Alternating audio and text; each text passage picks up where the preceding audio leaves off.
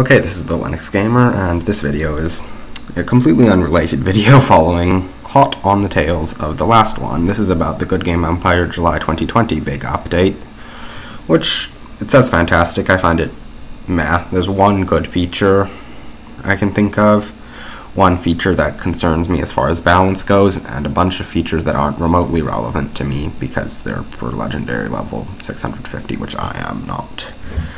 And those are the first things on the list. The Hall of Legends can now, at level 650, legendary level, give you upgrades for your towers, wall, gate, and moat, so fortification bonuses, which, I mean, that'll make defenders have even more of an advantage, which I think they have too much of an advantage already, especially when they have alliances who can stack tens of thousands of troops in their castles on the defensive. I also don't like, I'm just going to mention some of the more recent updates that have given these sundials to ruby whales that can give you extra waves, so you could potentially, with a few good attacks, break down a defense, but that's only for ruby whales, which is why I disapprove.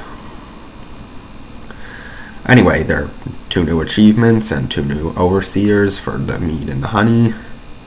There will be a new ranking system that'll show in game for Outer Realms and Beyond the Horizon, which are 2 events that are alright, I guess. I did just get 10,000 troops out of Outer Realms, but I don't really care. I fired like half of them immediately because they were eating too much food, and I didn't quite get high enough to get tokens, so I didn't really care. And Outer Realms is a conceptually alright event, but I'm not a huge fan. Now this is a huge one. This caters exclusively to ruby whales because you can put the following buildings in this new building called a trade district. You can put a stonemason, a bakery, relic bakery, flour mill, marketplace, storehouse, relic storehouse, hunting lodge, both kinds. So you can build these in the Outer Kingdoms as well. But thing is, to get this, it's a top prize in the seasonal nobility contests. But that does lead to the big good feature, and that's that the military district will now be available from the blacksmith, by which I assume they mean the master blacksmith.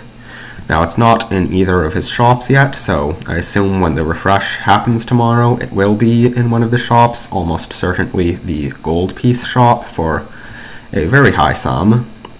It's also not in the armorer. I checked there too. I assumed that they might mean that by blacksmith too, but apparently not. So, yeah, that's my take on the July 2020 big, fantastic, quote-unquote, content update. Thank you for watching. Goodbye.